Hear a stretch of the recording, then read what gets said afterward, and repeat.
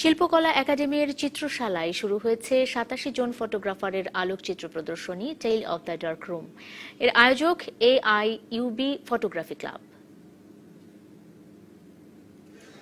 দেয়াল জুড়ে আলোকচিত্র, কেউ ফ্রেমবন্দি করেছেন গ্রামের জীবন, কেউ তুলে এনেছেন শহরের। এছাড়া প্রদর্শনীতে দেখা যায় ওয়াইল্ড লাইফ, ল্যান্ডস্কেপ ও পোর্ট্রেট।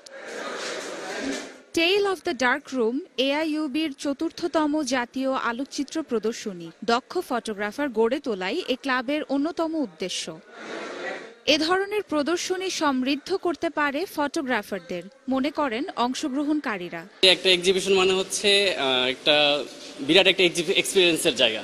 যখন এরকম একটা ন্যাশনাল লেভেলের এক্সিবিশন হবে ভার্সিটি থেকে, সো ইয়ং ফটোগ্রাফার্স যারা আছে তারা খুবই ইনফ্লুয়েন্ট হবে ছবি তোলার প্রতি। আমাদের হচ্ছে গিয়ে অনেকগুলো এক্সিবিশন হয় যে কয়েকটা লেভেল থাকে।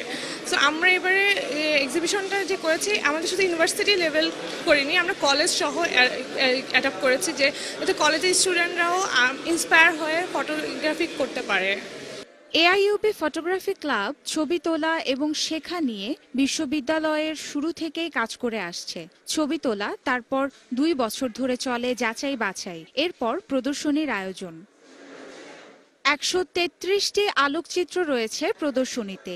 AIUBর সাথে দেশের আরও কটি শিক্ষা প্রতিষ্ঠানের শিক্ষার্থীদের তোলা ছবির এই প্রদর্শনী চলবে ৮ এপ্রিল পর্যন্ত। Nikita Nandini, DBC news, Dhaka.